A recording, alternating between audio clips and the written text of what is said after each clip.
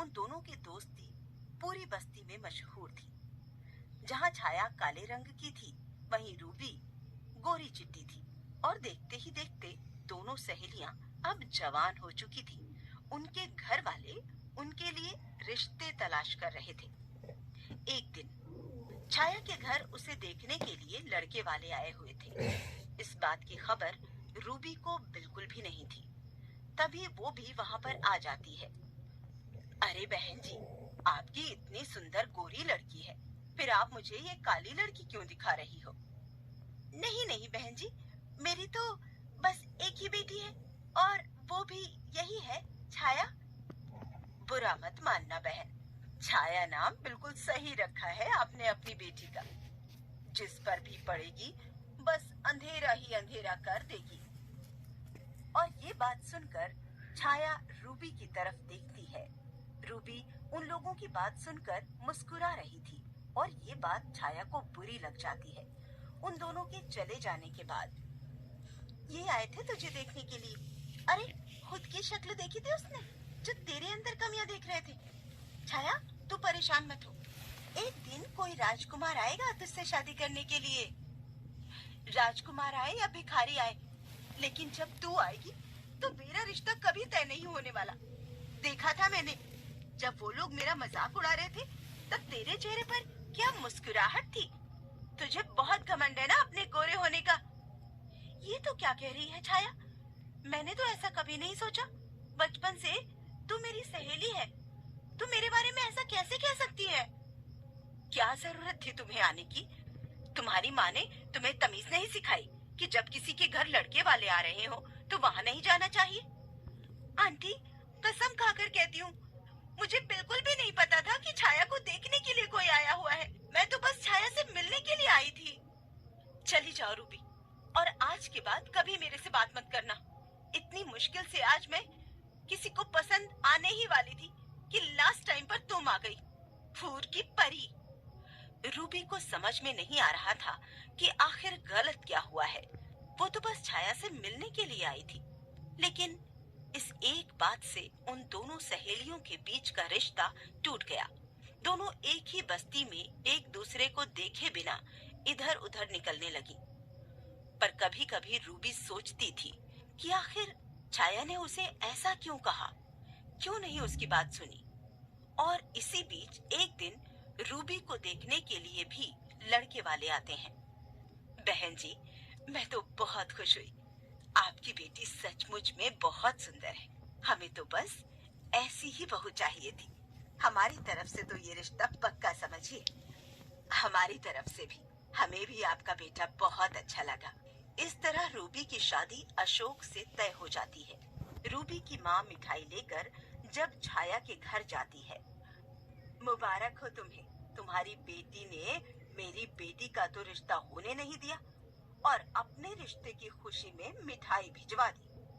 ये तुम क्या कह रही हो छाया की माँ? मेरी रूबी ने ऐसा कब किया? ये तो जाकर अपनी रूबी से पूछो। और फिर रूबी की माँ वहाँ से चली जाती है। रूबी उस दिन की सारी बात अपनी माँ को बता देती है। ये लो, मैं तो खुशी में मिठाई लेकर गई थी।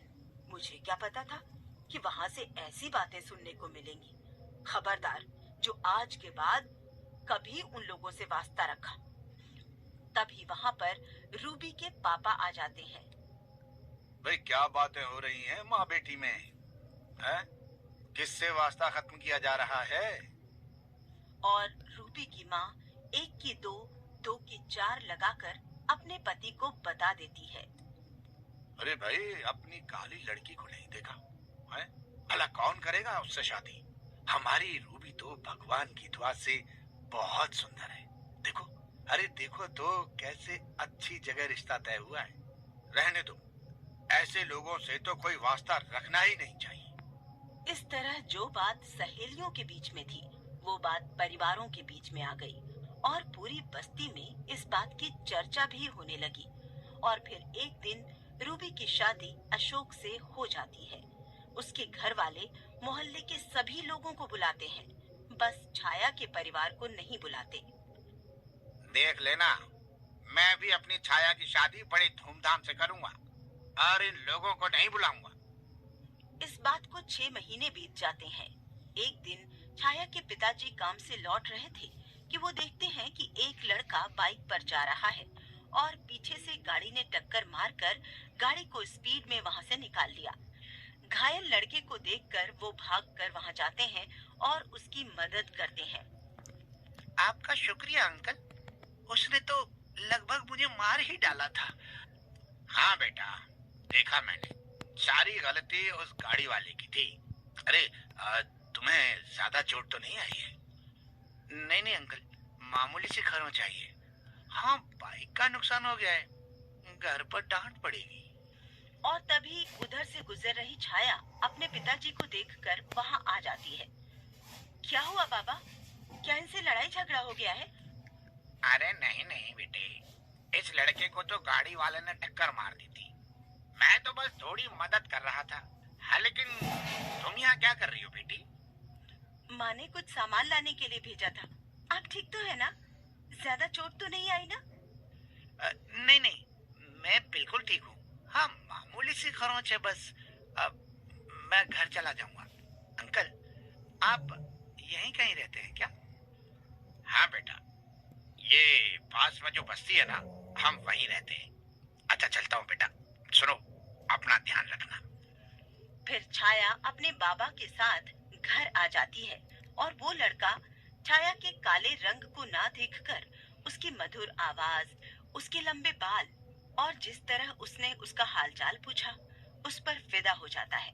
थोड़े फासले पर वो बाइक चलाते हुए उन बाप बेटी को उनके घर जाते हुए देख लेता है। भाई, लड़की सांवली है लेकिन सचमुच में बहुत ही सुंदर है, और कितनी सादी है और ख्याल रखने वाली भी। और फिर वो छाया के बारे में सोचता हुआ घर पहुंच जाता है। क्या हुआ देवर जी? किन ख्यालों में गुम हो? चाय बनाकर लाऊं क्या? भाभी, एक लड़की पसंद आई है, आप ही की बस्ती में रहती है। मेरी बस्ती की है? कौन लड़की है? क्या नाम है? कहाँ रहती है? बताओ मुझे। भाभी, उनके बारे में मैं कुछ भी नहीं जानता हूँ। बस हाँ, मैंने उनके घर को देखा है, आपके घर के आसपास ही है। भाभी, एक बात बोलूं? वो लड़की मुझे ना बहुत अच्छी लगी। तुम माँ से बात करो ना। अरे, माँ से बात मैं तब करूंगी ना जब तुम मुझे लड़की के बारे में कुछ बताओगे। मेरी बस्ती में रहती है आप? अरे, मेरी बस्ती में तो बहुत सुंदर सुंदर लड़कियां रहती हैं। अरे नहीं भाभी, सुंदर तो वो बहुत है। अभी राहुल आगे कुछ बोल पाता, तभी वहाँ पर रूबी की सास आ जाती है। सुनो रूबी, मेरे मामा की बेटी की शादी है। मैं तो जा नहीं पाऊंगी। सोच रही हूँ तुम और अशोक वहाँ चले जाओ। ठीक है मम्मी जी, हम लोग चले जाएंगे। देवर जी, आप भी चलेंगे क्या? ये कहकर उसकी सास वहाँ से चली जाती है। नहीं भाभी, बहुत जा चुका औरों की शादी में। अब तो बस मैं अपनी ही शादी में जाना चाहता हूँ। वहाँ से आने के बाद माँ से बात करोगी ना? एक हफ्ते बाद जब रूबी वहाँ से वापस आती है तो उसका देवर उसके पीछे पड़ जाता है और फिर वो अपनी माँ और भाई और रूबी के साथ उसकी बस्ती में जाता है। लेकिन जब छाया का घर रूबी देखती है तो हैरान हो जाती है। अरे देवर जी, ये तो मेरी बचपन की सहेली छाया का घर है। आपने इससे पसंद किया है? काली कलूटी को? और वैसे भी हम लोगों के बीच में आपस में बातचीत नहीं है। क्या उसका नाम छाया है भाभी? और वो आपके बचपन की सहेली है? फिर सहेलियों के बीच में इतना मनमुटाव कैसे हो गया? ऐसे वहीं पर खड़े खड़े रूबी सारी बात बता देती है। देखो भाई, तुम दोनों को गलतफहमी हुई है। उसने कुछ और सोचा और तुमने कुछ और सोचा। तुम इस गलतफहमी को खत्म करके अपनी दोस्ती को फिर से बहाल कर सकती हो। देखो भाई, माँ को कोई एतराज नहीं है कि राहुल लव मैरिज करे, तो तुम इस मौके का फायदा उठाओ और जाकर अपनी सहेली से माफी मांग लो उस दिन के लिए, और कहो कि मैं अपने देवर का रिश्ता लेकर आई हूँ और मुझे यकीन है राहुल को देखकर वो लोग मना नहीं करेंगे। प्लीज ना भाभी, मान जाओ ना, मुझे वो लड़की बहुत अच्छी लगी है। और रूबी को भी अपने बचपन के सारे दिन याद आ जाते हैं, जब वो और छाया दोनों बहुत अच्छी दोस्त हुआ करती थी। उसकी सास भी अशोक की तरह ही समझाती है। आखिर में रूबी मान जाती है और जाकर छाया के घर का दरवाजा बजाती है। दरवाजा छाया खोलती है। कैसी हो छाया? मैं तो बिल्कुल ठीक हूँ। तुम बताओ, तुम कैसी हो? और आज यहाँ का रास्ता कैसे भूल गई? हाँ, रास्ता भूल गई थी, इसलिए सोचा हमेशा के लिए ये एड्रेस याद कर लूं। अच्छा हटो, बताओ आंटी कहाँ पर है? मैं उनसे मिलने के लिए आई हूँ और मेरे ससुराल वाले भी उनसे मिलने के लिए आए हैं। रूबी के पीछे अशोक और उसके पीछे उसकी माँ और राहुल को खड़ा देखकर छाया सोचने लगी। आप सोच रही है ना कि आपने मुझे कहाँ देखा है? उस दिन आपके बाबा ने मेरी मदद की थी, याद आया?